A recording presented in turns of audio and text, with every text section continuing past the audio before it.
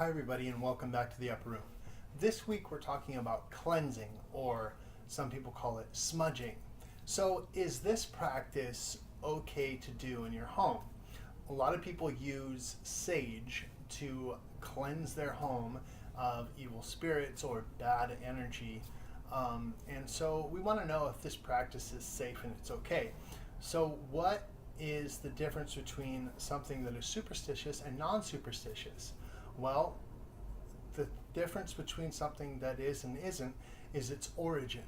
So we want to do the things that God asks for us to do. And therefore, what God has instructed us to do from Scripture and the Bible and his interaction with mankind with chosen people such as Moses and many of the prophets and all of the disciples that Jesus had chosen, what things are okay to do and what things aren't, because their origins come from God. So they represent him, who is all-knowing, who is all-powerful, and who created the heavens and the earth. Sage, on the other hand, its origins are from the Native American tribes in America. And so originally, a shaman or a witch doctor would use sage to clean bad energy away. But the thing is that they don't know what powers they are calling on. They simply say the universe in general.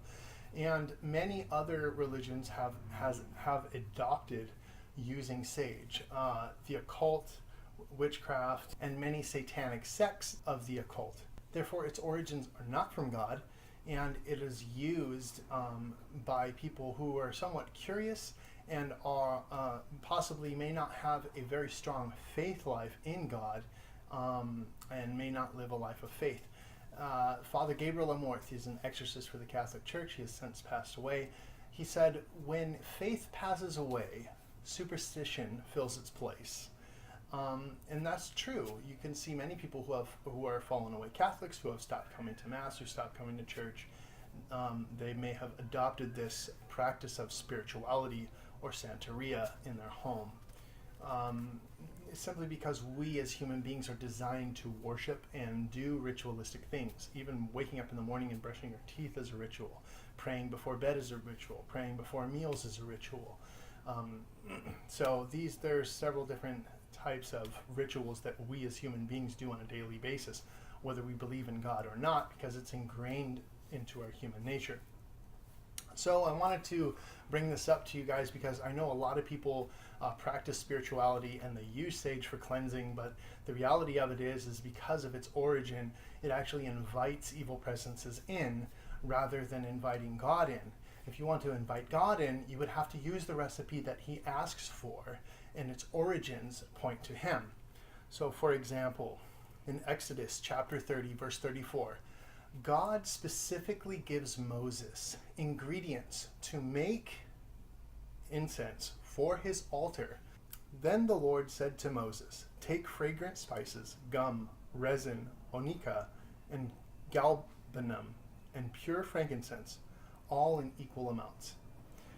So this is a specific set of ingredients for incense for Moses to be using that has been given to us by God.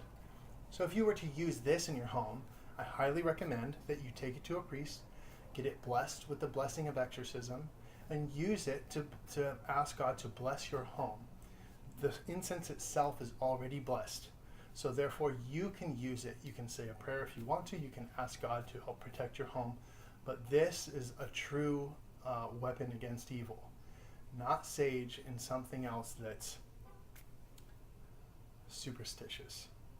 So thanks again for watching The Upper Room, and I'll see you again next week.